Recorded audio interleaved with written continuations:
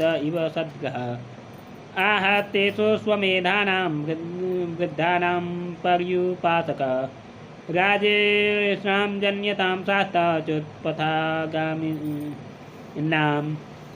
निगृहीतां कलेरेवे ध्रुवो धर्मस्य कारणात्।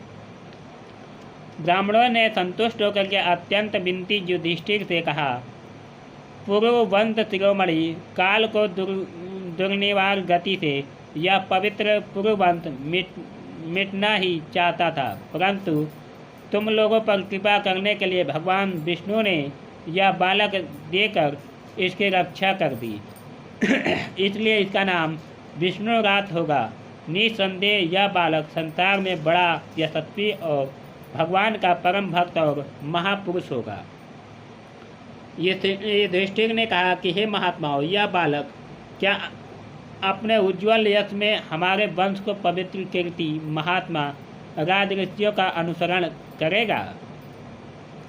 ब्राह्मणों ने कहा कि धर्मराज, यह मनुपुत्र इक्ष्वाकु के समान अपनी प्रजा का पालन करेगा तथा दशरथ नंदन भगवान श्री राम के समान ब्राह्मण भक्त और सत्य प्रतिज्ञ होगा।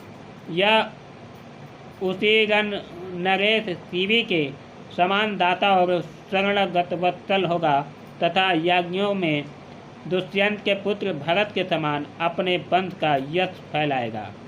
धनुर्धरों में यह सहस्त्रबाहु अर्जुन तथा अपने दादा पार्थ के समान अग्रण्य होगा। यह अग्नि के समान दुर्धर और समुद्र के समान दुरस्तर होगा। यह सिंह के समान पराक्रमी, हिमाचल की तरह आश्रय लेने योग्य, पृथ्वी के सदृश तितिक्षु और माता पिता के समान सहनशील होगा। इसमें पिता मह ब्रह्मा के समान समता रहेगी। भगवान शंकर की तरह यह कृपालु होगा और संपूर्ण प्राणियों को आश्रय देने में यह लक्ष्मीपति भगवान विष्णु के समान होगा। यह समस्त सगुणों की महिमा धारण करने में श्री कृष्ण का अनुयायी होगा। रंती देव के समान उदार होगा और ययाति के समान धार्मिक होगा। धैर्य में बलिक के समान और भगवान श्री कृष्ण के प्रति दृढ़ निष्ठा में यह प्रहलाद के समान होगा। यह बहुत से अश्वमेघ यज्ञों का करने वाला और वृद्धों का सेवक होगा।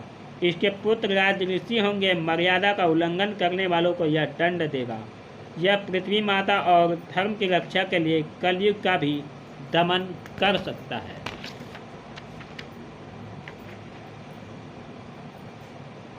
तक्षका